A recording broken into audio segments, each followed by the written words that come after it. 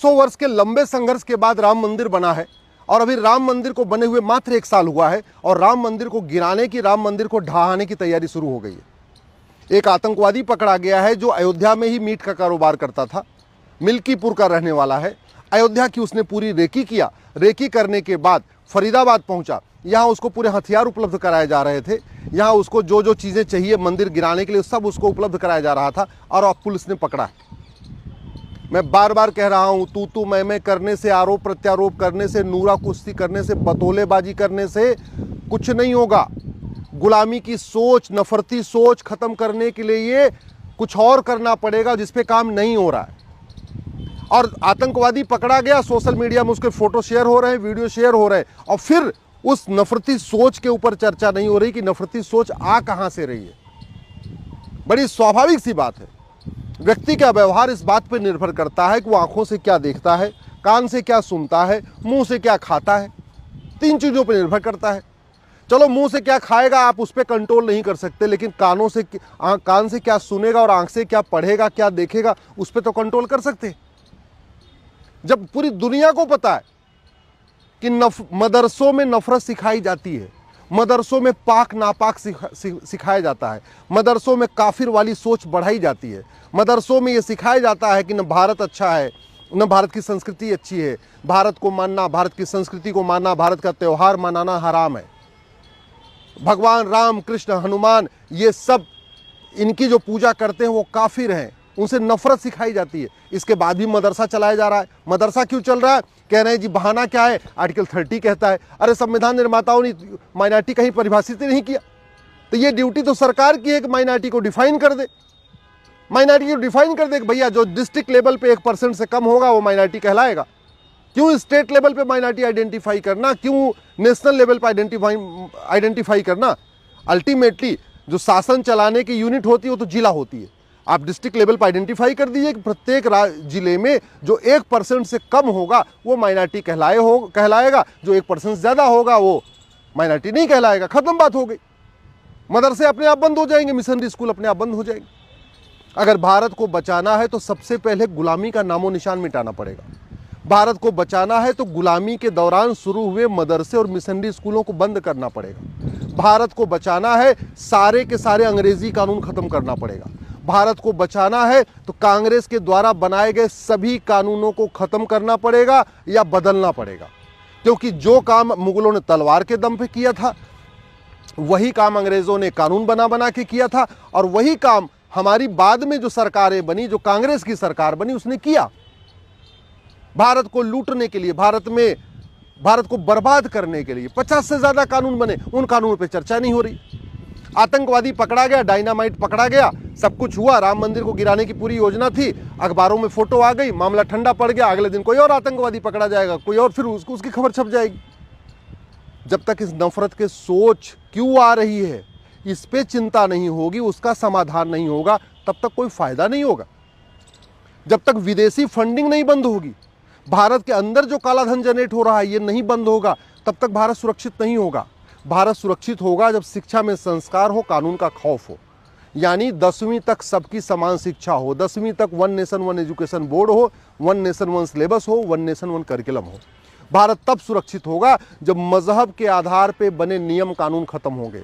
मजहब विशेष के लिए बने गए जो मंत्रालय बना हुआ, इसको मंत्रालय बंद किया जाएगा। मजहब के लिए जो एक आयोग बना हुआ, आयोग बंद होगा। जो मजहब के आधार पर योजनाएं चल रही हैं, लोन दिया जा रहा है, वजीफा बांटा जा रहा है, कोचिंग कराई जा रही है, ये मजहब के आधार पर जो चीज़ें चल रही हैं ना, ये भारत को एक और मजहबी विभाजन के लिए तैयार कर रही हैं। धर्मांतरण का सबसे बड़ा कारण ये अल्पसंख्यक कल्याण मंत्रालय है। जितनी अल्पसंख्यक की योजनाएं चल रही हैं ये सब धर्मांतरण को प्रमोट कर रही है। स्वामी विवेकानंद जी कहते थे कि धर्मांतरण करने वाला व्यक्ति, धर्मांतरण करने से एक हिंदू खत्म नहीं होता, एक हिंदुओं का दुश्मन पैदा हो जाता है। और ये कड़वी सच्चाई है। ये जो अयोध्या पकड़ा गया है आतंकवादी, जो राम मंदिर को गिराना चाह रहा था, तो अयोध्या का रहने वाला है। वहीं इसकी मीट की दुकान, वहीं से इसका घर चल रहा था, वहीं से इसको रोटी कपड़ा मकान चल रहा था दुकान चला के, और अभी 1 साल मंदिर बने हुआ, अब वो गिराने की तैयारी कर रहा है। वो ISI के कनेक्शन के संपर्क में है, वो पाक की एजेंसियों के संपर्क में। सोचो, रहता भारत में, खाता भारत का, लेकिन भारत से प्यार नहीं करता, भारत से नफरत करता है। वो भगवान राम से प्यार नहीं करता, भगवान कृष्ण से प्यार नहीं करता, हिंदुओं से प्यार नहीं करता, नफरत करता है। और कल्पना कीजिए अगर इतना बड़ा जितने के पास उसके हथियारों का जखीरा मिला है, अगर ये राम मंदिर में फूट जाता तो केवल मंदिर नहीं गिरता, लाखों लोग भी मरते। ये तो बच गए। ये तो मैं हरियाणा की पुलिस, गुजरात की पुलिस, दिल्ली पुलिस को धन्यवाद दूंगा, उन्होंने पकड़ लिया। लेकिन पकड़ लिया, अब सवाल ये है उसको सजा कब होगी? ऐसे कितने आतंकवादी पकड़े जा चुके हैं? किसी को फांसी हुई क्या? किसी का 100% संपत्ति जब्त हुई क्या? किसी की सिटीजनशिप खत्म हुई क्या? नहीं। आतंकवादी पकड़े जाते हैं, मुकदमा चलता रहता है, पकड़ने के बाद फिर वो मामला खत्म। अगले दिन कोई और आतंकवादी पकड़ा जाएगा, उसकी खबर छपेगी, फिर मामला खत्म। सवाल ये है, ये आतंकी सोच बढ़ क्यों रही है? और इससे निपटने के लिए मैं बार बार कह रहा हूं, नियम कानून बदलना पड़ेगा। जब तक एक भी कांग्रेसी कानून है, जब तक एक भी अंग्रेजी कानून है, जब तक एक भी अंग्रेजों का यहाँ पे मुगलों का नामो निशान है, ये सोच बंद नहीं होगी। यहाँ पे औरंगजेब से लोग प्यार करते हैं, बाबर से प्यार करते हैं, यहाँ पे गजनी, गोरी, खिलजी से प्यार करते हैं, जबकि उनका भारत से कोई लेना देना नहीं। और जो लोग ये बाबर, हुमायूं, तुगलक, गजनी, गोरी से प्यार करते हैं, सम्मान करते हैं, वो भी कोई 300 साल पहले कन्वर्ट हुआ, कोई 200 साल पहले कन्वर्ट हुआ। यानी सबसे बड़ी समस्या क्या है? कन्वर्जन। और कन्वर्जन को खत्म करने के लिए हमने आज तक सेंट्रल लेवल पर कोई कानून नहीं बनाया। भारतीय न्याय संहिता बना दिया है, लेकिन इसमें एक चैप्टर हमने नहीं जोड़ा ऑफेंस रिलेटिंग टू कन्वर्जन। हमने इसमें ये नहीं लिख दिया कानून में कि धर्मांतरण राष्ट्र की सुरक्षा के लिए खतरा है, एकता अखंडता के लिए खतरा है, अपने आप में देशद्रोह है, ये वेजिंग वॉर है, इसलिए जो धर्मांतरण करेगा उसकी नागरिकता खत्म होगी, उसको आजीवन कारावास, फांसी होगी और उसकी 100% प्रॉपर्टी जब्त होगी। जो धर्मांतरण करेगा या धर्मांतरण कराने वालों की मदद करेगा उस पर एनएसए लगेगा, यूएपीए लगेगा, वेजिंग वॉर लगेगा, देशद्रोह लगेगा, गैंगस्टर एक्ट लगेगा। हमने कहीं लिखा ही नहीं है, लिखा नहीं है। तो धर्मांतरण होता जा रहा है, होता जा रहा है। प्रतिदिन 10,000 हिंदुओं का धर्मांतरण हो रहा है। प्रतिदिन 1,000 हिंदू बेटियां कम हो रही हैं, लफ्ज़-ए-हाथ के शिकार हो रही हैं। लेकिन इस पे गंभीरता के साथ चर्चा नहीं हो रही है। हाँ, लफ्ज़-ए-हाथ के शिकार हो जाती है, उसकी फ़ोटो आ जाती है, कोई फ्रिज में मिलती है, उसकी फ़ोटो आ जाती है, लेकिन आगे से बंद कैसे होगा इस पे चिंता नहीं हो रही है। आगे से कोई व्यक्ति राम मंदिर गिराने की न सोचे, इस पे न संसद में चर्चा हो रही है, न विधानसभा में चर्चा हो रही है। तो जब तक ये नफरती सोच नहीं बंद होगी, तब तक तो आप कहते नहीं, आप आतंकवादी पकड़ते जाएंगे। आप एक आतंकवादी पकड़ेंगे, 100 आतंकवादी तैयार हो जाएंगे। जब तक ये मदरसा नहीं बंद होगा, जब तक मिशनरी स्कूल नहीं बंद होगा, तब तक आतंकी सोच, नफरती सोच खत्म नहीं होगी।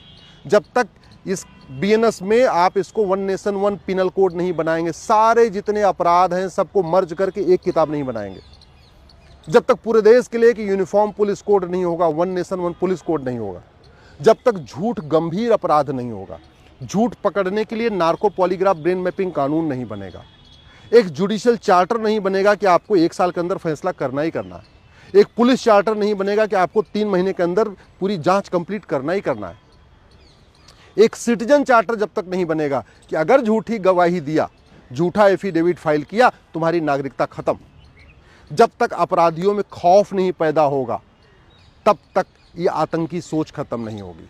जो भारत में जिस तरीके से आतंकवादी सोच बढ़ रही है, और कितनी बढ़ रही है, अब इसको इसलिए समझ सकते हैं, पहले मुगलों के समय में पूरे भारत में, उस अखंड भारत में जिसमें पाकिस्तान बांग्लादेश भी था, 1000 मदरसे थे। आज की डेट में अकेले भारत में 4 लाख से ज़्यादा मदरसे खुल चुके हैं, जबकि उस समय पाकिस्तान, अफगानिस्तान, पाकिस्तान, बांग्लादेश और भारत मिला के 1000 मदरसे थे। आज की डेट में अकेले भारत में, पाकिस्तान बांग्लादेश निकल गया, इसके बाद भी 4 लाख मदरसे खुल गए। तो नफरत की सोच तो बढ़ रही है। पहले यहाँ पे एक जयचंद था, अभी हर जिले में 5-5 जयचंद पैदा हो चुके हैं। पहले एक औरंगजेब था, हर जिले में 5-5 औरंगजेब पैदा हो चुके हैं। ना हम इलेक्शन रिफॉर्म कर रहे हैं, ना हम पुलिस रिफॉर्म कर रहे हैं, ना हम जुडिशल रिफॉर्म कर रहे हैं, ना हम एजुकेशन रिफॉर्म कर रहे हैं, ना हम शिक्षा में संस्कार डाल रहे हैं, ना हम कानून का खौफ पैदा कर रहे हैं। तो आतंकी सोच कम कैसे होगी? फिर तो अभी हम मंदिर बना रहे हैं, हम मंदिर सोच रहे हैं कि चलो अयोध्या के बाद काशी मिल जाए, मथुरा मिल जाए, भद्रकाली मिल जाए, भोजशाला मिल जाए, और उधर उसको गिराने की तैयारी चल रही। भाई ठीक है, पहले अयोध्या गिरा लो, फिर काशी गिरा लो, फिर मथुरा गिराएंगे, फिर भद्रकाली। तो हम मंदिर बनाने में लगे रहेंगे और उधर से मंदिर के गिराने वाले तैयार होते रहेंगे, तो फायदा क्या हुआ? इसलिए मैं कह रहा हूँ, कानून बदलेगा तब भारत सुरक्षित होगा। जब तक कानून नहीं बदलेगा, देश में अराजकता बढ़ती जाएगी और बढ़ती जाएगी, और एक दिन इसका दुष्परिणाम सबको भुगतना पड़ेगा।